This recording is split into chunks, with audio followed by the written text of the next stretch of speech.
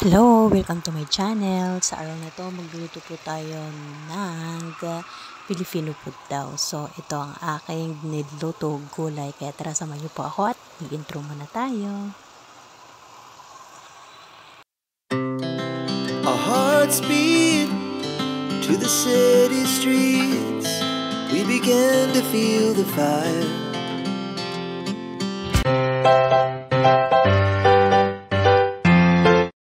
Ito po ang ating mga sangkap. So, ayan, ready na po yung ating mga sangkap. Meron po tayo ditong bawang, sibuyas. Ito po yung ating sahog, bili na pork. Tapos maglalagay po tayo ng hipon at kalabasa, kamatis, sitaw at okra. So, ayan. Kaya umpisa na po natin na magluto. So, ayan, dilagay ko po muna yung ating sahog na pork belly. At syempre, palalabasin po na natin yung kanyang sariling mantika. Kumbaga, lulutuin na muna natin ito sa sarili niyang mantika. O, ayan. Sa ayan po. Halo-halin ko lang ito hanggang sa mag-brown. At lumabas ng konti yung kanyang mantika. Pero, maglalagay po ako at magdadagdag po ako dito ng konting mantika. Kasi, syempre, hindi naman lahat taba, kaya lang konti. Kaya magdadagdag po ako dito ng mantika. Then hindi po non-stick po yung aking kawali, kaya ganyan.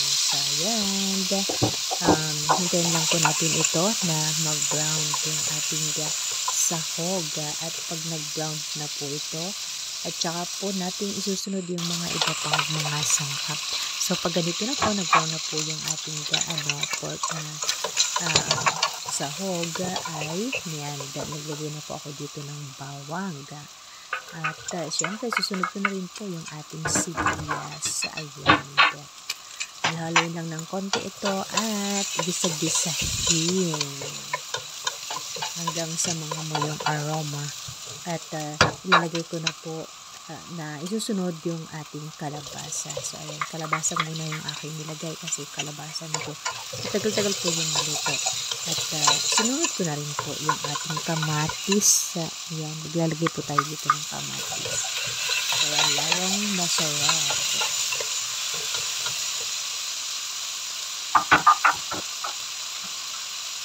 Ayan po, tatakpan ko lang po ito at palalambutin muna natin ng konti yung ating kalabasa. So, hindi pa po ako dito maglalagay ng tubig kasi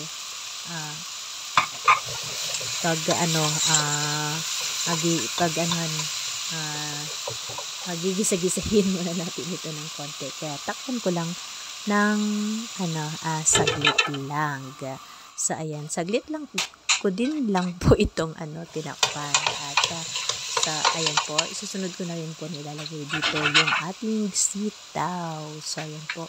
Kasi yung sitaw po medyo matagal din ng konti. Kaya, sunod ko na rin po yung ating sitaw. At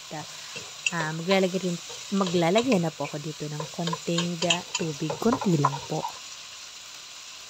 Para hindi po masunog yung ating ginigisa.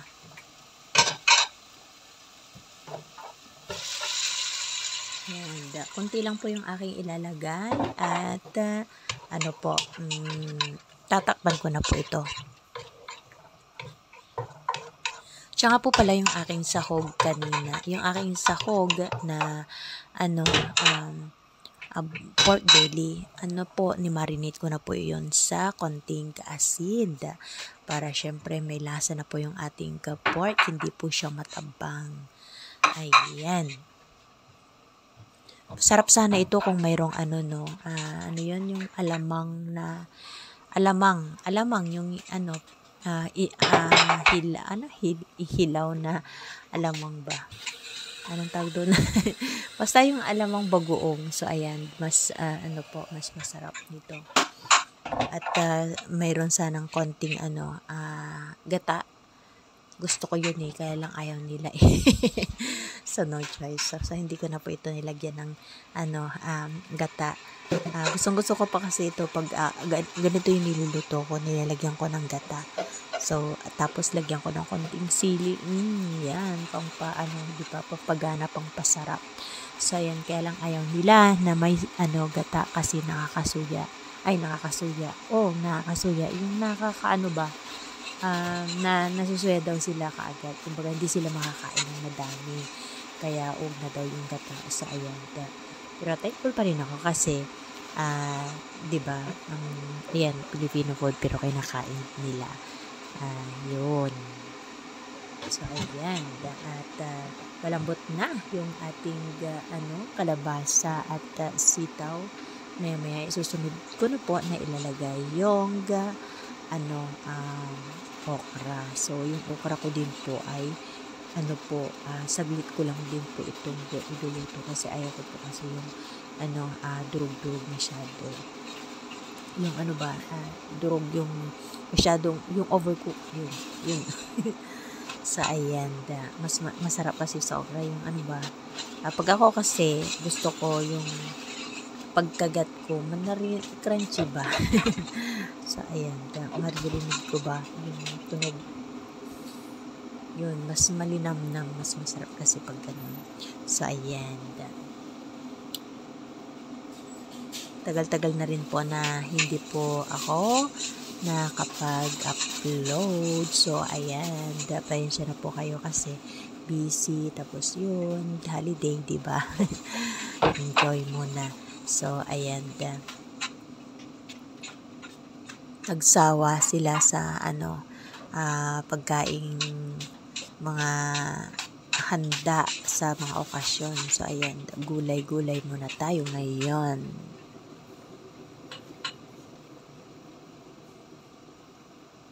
Ito yung thanks God kasi yung kalabasa ko, siya, anong tawag doon?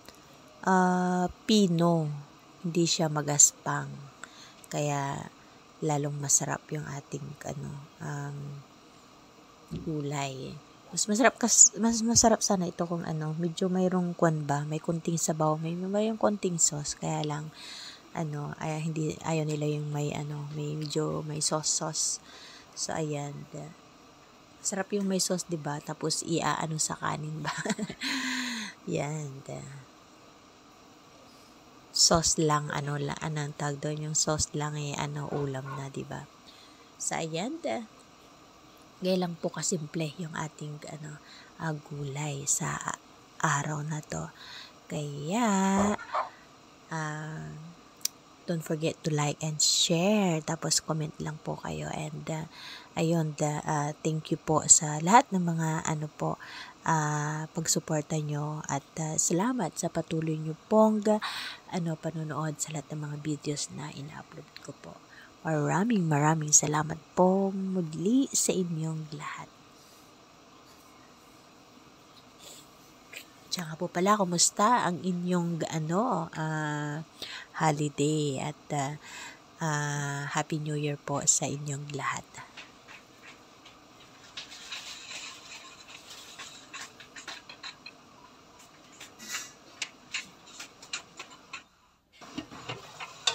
Yan, okay na po yung ating sitaw. Kaya ilalagay ko na po dito yung okra. So, ayan, kung nakikita nyo po yung ating kamatis, di pa masyadong nadudurog. Ayan, pero mamaya, madudurog na po yan. Kasi tatakpan pa po natin ito ulit. At pagkatapos po, lalagyan ko po ito ng patis mamaya. At konti lang po yung aking ilalagay na patis. Yan, ito na. Lalagay ko na po yung ating hipon. Yan, sa ibabaw ko na lang po ito ilalagay. Tapos mamaya, haluin ko lang po.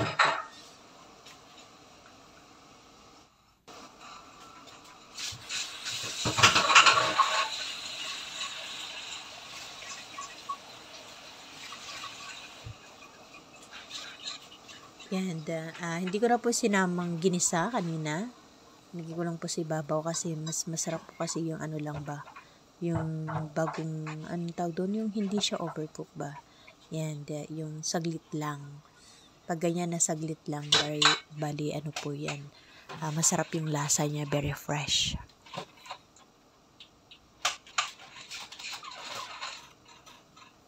Kaya sa huli ko pinilalagay yung hipon.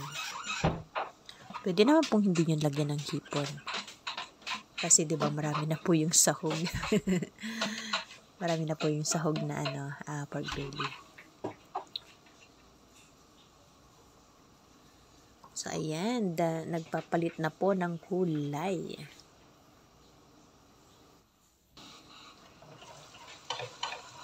Ayan diba? Ayan, haluin lang ito ng konti at okay na po yung ating gulay.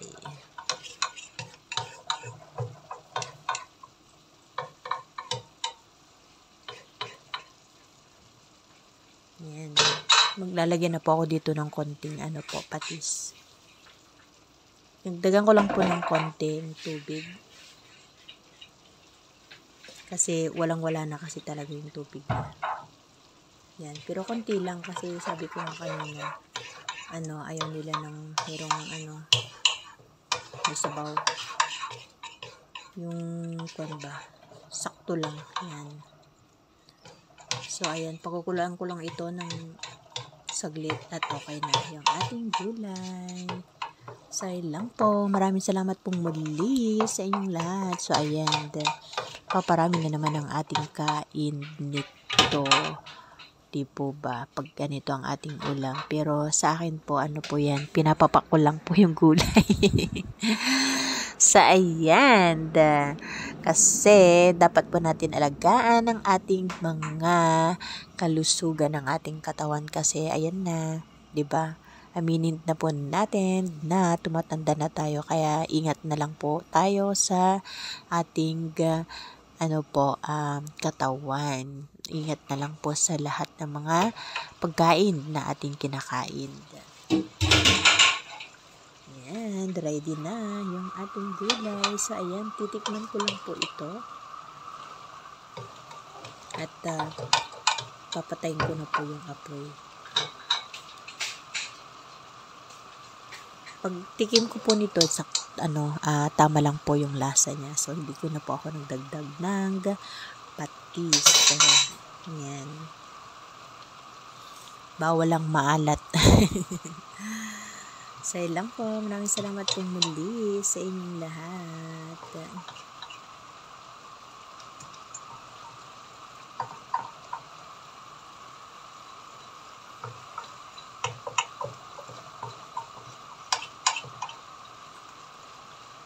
And ilagay ko lang sa medyo ilalim ng konti yung ating hipon para malasahan yung hipon ng sabaw natin ng sauce.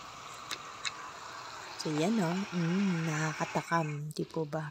Yan, kain na po tayo. Thank you for watching again. Bye. God bless you po sa susunod ko pong videos.